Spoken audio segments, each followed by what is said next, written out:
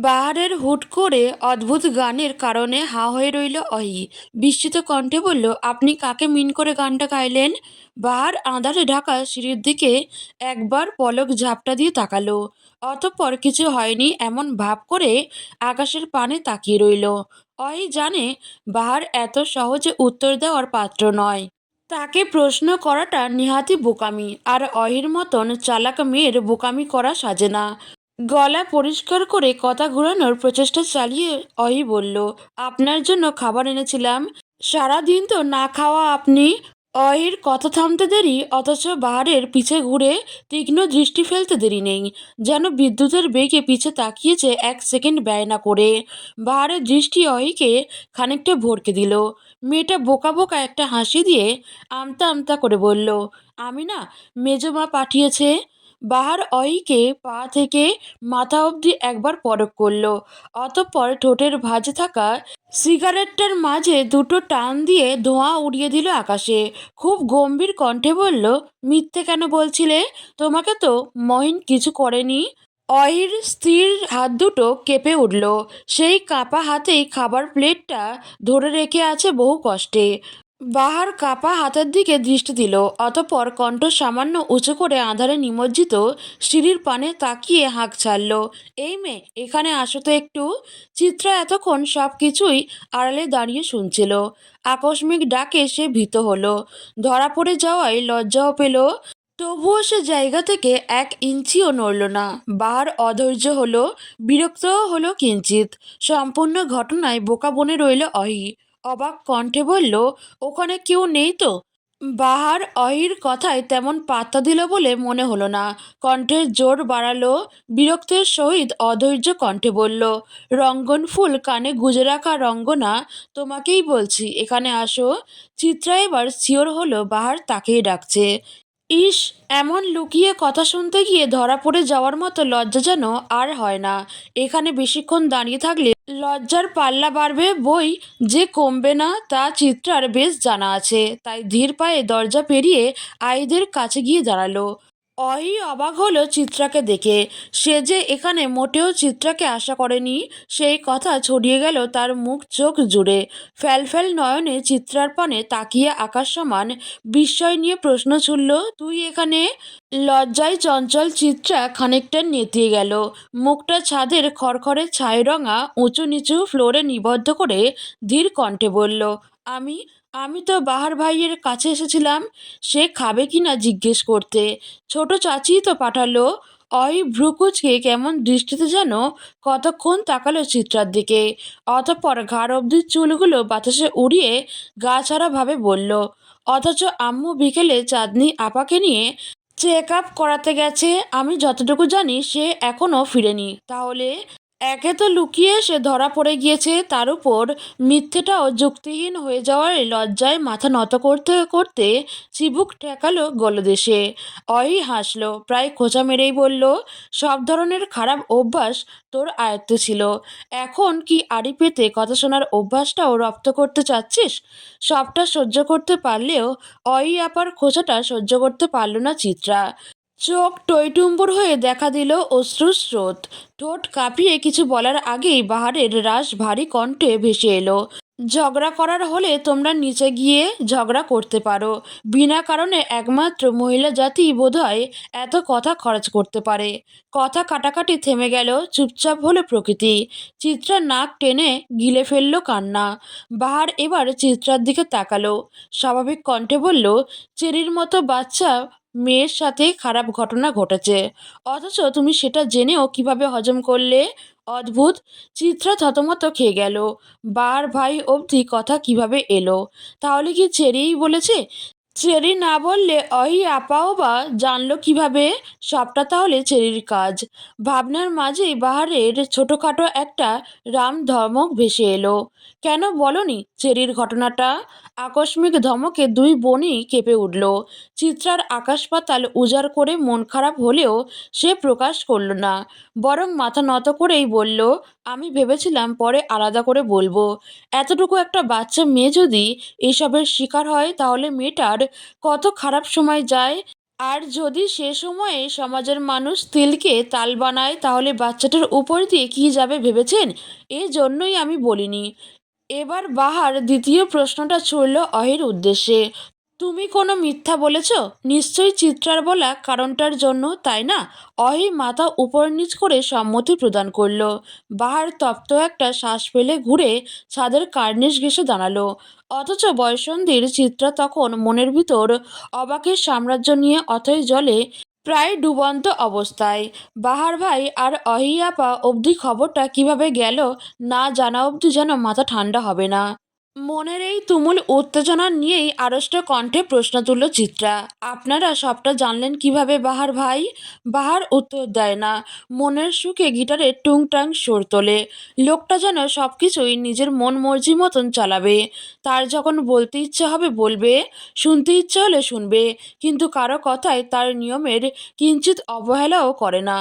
অহি কতক্ষণ চিত্রার উৎকণ্ঠা মাখানো মুখের উপর চোখ বুলিয়ে অন্যদিকে তাকিয়ে মুখ ফুলিয়ে বলল, তুই চলে আসার পর চেরি আমার সাথে ভয়ে সেটেছিল। প্রাণাচ্ছল মেয়েটার এমন কাণ্ড দেখে অনেক অবাক হই।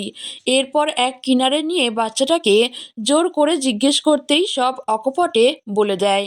বাহার ভাই হয়তো শুনেছিলেন সবটা, তাই মেরেছেন। কিন্তু সবার সামনে চেরির কথা বললে সবাই হালকাভাবেও নিত হয়তো, বা অন্যায় দিক বিবেচনা করেই আমি নিজের ঘাড়ে নিয়েছি সবটা। চিত্রা মনোযোগ দিয়ে সবটা শুনল। অহি আপার প্রতি ভালো লাগাটা আর একটু বেড়ে গেল। অহি আপার সাথে তার গলায় গলায় ভাব ছিল না কখনোই, কারণ আপা বেশ গম্ভীর আর খুঁতখুঁতে স্বভাবের হওয়ায় চিত্রার চঞ্চলতা তত পছন্দ করে না।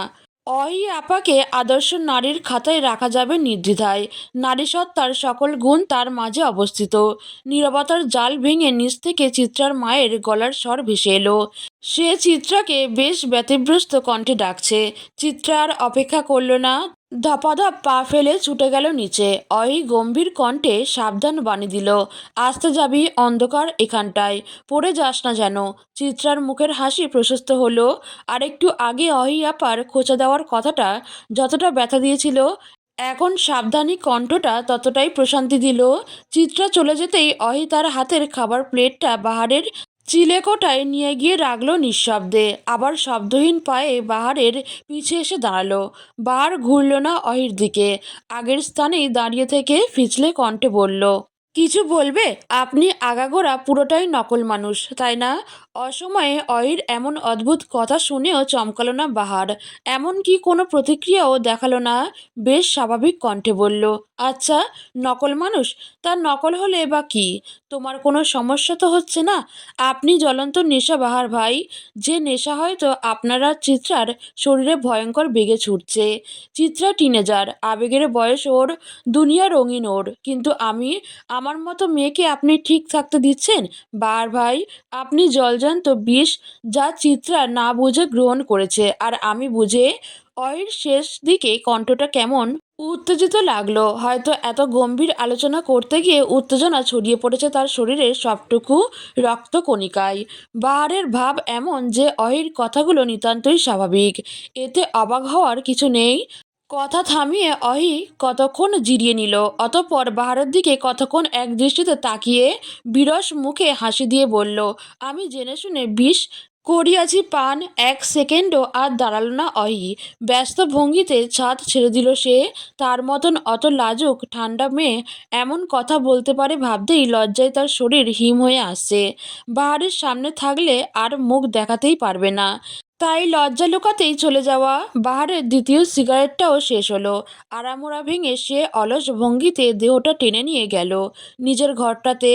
ঘরের কৃত্রিম আলোটা বন্ধ করে মাথার নিচে দু হাত গুজে শুয়ে পড়ল। থালার ভাত, গ্লাস ভর্তি পানি স্থিরভাবে আগের জায়গাতেই পড়ে রইল। বাহার ছুঁয়েও দেখল না, বরং গলা ছেড়ে গাইল, শত রাত জাগা হবে, থালে ভাত জমা হবে, খাওয়া দাওয়া কিছু মজা হবে না। চিত্রা সিঁড়ি বেয়ে ছাদ থেকে নামতেই তার বাবার মুখোমুখি হলো। মা বোধহয় এজন্যই এত ডাকছিলেন। বাবার সামনে এসেই চঞ্চল পা জোড়া থেমে গেল চিত্রার। মাথাটাও নিচু করে দৃষ্টি নামালো। নুরুল সওদাগর মুখ চোখ কুঁচকে মেয়ের দিকে তাকালেন, অতঃপর স্ত্রীর দিকে তাকিয়ে বললেন, রাত বিরেতে ওর দস্যিপনা বন্ধ করলেই আমি খুশি হব। চিত্রার মা মুনিয়া বেগম মেয়ের দিকে তাকালেন, অতি স্বাভাবিক কণ্ঠে বললেন, এখনই তো একটু দস্যিপনা করবে, যে বয়সে যেটা মানানসই সেটা করবে না? অদ্ভুত কথা বলো। স্ত্রীর কথা বিশেষ পছন্দ হলো না নুরুল সওদাগরের। বিশাল এক ধমক দিয়ে বললেন, অতি উড়লে ঝরতে সময় লাগবে না, সামলাও। অপমানে চিত্রার মুখ লাল হয়ে গেল, রাগে ক্ষোভে চোখে জল এলো, কান্নাটা আটকে দিয়ে বলল, একদিন আমার ঝরে যাওয়ার কারণ নিশ্চিত আপনি হবেন আব্বু। আমি দেখতে পারছি আমার ভবিষ্যৎ। এই প্রথম এই প্রথম বোধহয় চিত্রা বাবার মুখের উপর কথা বলল। ব্যাপারটা ভীষণ অপ্রত্যাশিত ছিল। রান্নাঘর থেকে চিত্রার বড় চাচি অবধি হতভম্ব চোখে তাকিয়ে রইলেন। তৃষান আর দিশান সোফায় বসা ছিল। চিত্রার কথায় তারাও আহাম্মক হয়ে গেল। চিত্রা আর দাঁড়ালো না, এক ছুটে নিজের ঘরে চলে গেল। বাবার মুখের উপর যে সে এমন একটা কথা বলতে পারবে কখনো ভাবেনি। সবটাই যেন বাহার ভাইয়ের ছোঁয়াচে রোগ। লোকটার গা ছাড়া ভাব দেখতে দেখতে নিজের মাঝেও কেমন সে ভাব চলে এসেছে। বাহার ভাই জলজ্যান্ত রোগ, যা ছড়িয়ে পড়ছে মস্তিষ্ক জুড়ে। উত্তপ্ত দুপুরে শরীর পুড়ে যাওয়ার জোগাড়। আজ চিত্রার মেজাজটা বেশ চটে আছে। কলেজ থেকে বের হতেই তার ক্লাসমেট রিফাত তাকে পত্র দিয়েছে, তাও যে সে পত্র না, 100 বানান ভুল পত্র। পত্র পেয়ে যতটা না উৎফুল্ল হয়েছে, ততটাই বানান দেখে রেগে গিয়েছে। প্রেমপত্র না, যেন ক্লাসের সবচেয়ে গর্দভ ছাত্রের পরীক্ষার খাতা। চিঠিটা ছিঁড়ে কুটি কুটি করে রিফাতের মুখেই ছুঁড়ে ফেলে এসেছে সে। রাস্তা পার হতেই অহি আপার সাথে দেখা চিত্রার। অহি আপা চেরিকে স্কুল থেকে নিতে এসেছে। চিত্রার কলেজ আর চেরির স্কুল প্রায় কাছাকাছি। পরিচিত মুখ দেখতে দেখতেই চিত্রার মন নেচে উঠল। ছুটে গেল অহি আপার কাছে। চেরিও বেশ খুশি হয়েছে চিত্রা আপাকে দেখে। চিত্রা আপার সাথে তার আবার বেশ ভাব। স্কুল কলেজের গলি ছাড়িয়ে নিজেদের এলাকায় ঢুকতেই বাহার ভাইকে চোখে পড়ল চিত্রার।